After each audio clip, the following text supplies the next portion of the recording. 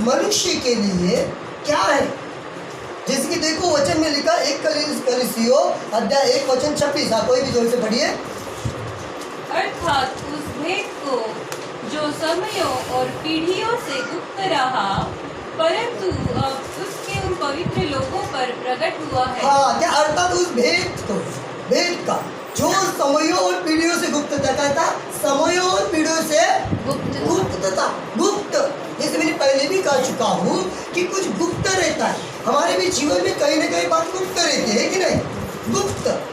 गुप्त बातें जो हम किसी को बताते नहीं, समय आने के बाद बताते हैं, या ऐसे व्यक्ति को बताते कि वो व्यक्ति उसके लिए दुआएं प्रार्थना करे, वो समय पर बराबर मदद करे। ऐसे व्यक्ति को किसी को भी गुप्त बातें बताते हैं क्या? नहीं। सहेली को, दोस्त को, किसी को भी बताते हैं क्या? किसी को ऐसे लोगों को बताते हैं क्या कि जिसका कुछ भी मतलब नहीं, आगे बवाल कर देगा। लेकिन परमेश्वर का वचन क्या है? अर्थात उस भेद को जो समयों और पीढ़ियों से गुप्त रहा, समयों और पीढ़ियों से गुप्त रहा, परंतु अब उनके उन पवित्र लोगों पर प्रकट हुआ है। उन पवित्र, बोलो उन पवित्र लोगों पर प्रकट हुआ है। पवित्र लोगों पर, पवित्र लोगों पर। अभी पवित्र हम किस बारे में होते हैं?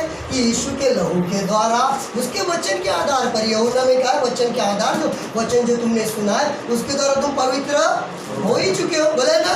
और यीशु के लहू के द्वारा तुम्हारे पाप धो चुके हैं, तो तुम पवित्र हो ही चुके हो। मतलब हम कौन है? पवित्र लोग। बोलो पवित्र लोग। अपने पड़ोसी को बोलो आप पवित्र हो, आप पवित्र हो, आप पवित्र प्रजा हो, आप पवित्र लोग हो।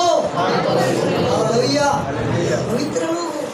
तो जो पिछले दिनों में, पिछले के कार्य में और कल भी या शायद आज भी जो कुछ गलती या पाप जो हुआ और उसके द्वारा आप दुखित थे, लेकिन अब भी इस वचन के आधार पर आपने जब सुना कि पवित्र, तो बोलने के बाद तुरंत नहीं पवित्र होते। लेकिन अभी पवित्रता के कार्य को, वचन को पकड़ कर हम चलेंगे तो पवित्रता हमारे साथ साथ चलेगी। आमीन, आमीन।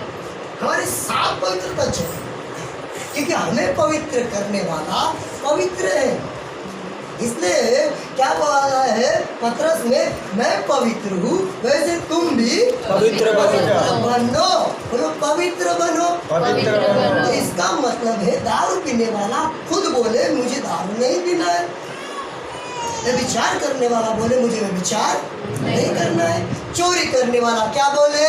चोरी नहीं करना है। हाँ, और गाली देने वाला बोले मुझे अभी गाली देने की नहीं। पवित्र आत्मा को कहे, वो पवित्र आत्मा नियंत्रण करेगा। मोबाइल के अंदर गलत देखने वाला क्या बोले? मुझे मोबाइल के अंदर गलत देखने का नहीं। मेरे आँखों को, मेरे दिमाग के अंदर अशुद्धता लाने की जरूरत नहीं, पवित्र लाने की जरूरत नहीं। उसने बोलना चाहिए। टीवी के अंदर गलत सीरियल देखना, फिल्म देखना, फोटो देखना, अलग अलग बातें देखना मुझे नहीं करनी है। मेरा परमेश्वर पवित्र है, मैं भी पवित्र बनूंगा यीशु के नाम से। आमीन। उसे बोलना पड़ेगा, उससे बोलना पड़ेगा। मुझे आप बताइए, यदि किसी को चंगा होना पड़ेगा और उसकी इच्छा नहीं है मुझे चंगा होने का, तो आप कितनी दुआएं प्रार्थना करो, चंगा होगा क्या? बेचारे चंगा होगा क्या? हो नहीं होगा। उसकी इच्छा ही नहीं, उसका विश्वास ही नहीं। यीशु के लिए मारा गया, गाड़ा गया, जी उठा, उसका विश्वास नहीं है और तुम लग रहे हो, तुम लगे हो। ऐसा हो जाता है, क्या मालूम है? जब जख्म है शरीर को, समझो इधर जख्म है, चोट लगी है और वहां पर आपने ध्यान नहीं दिया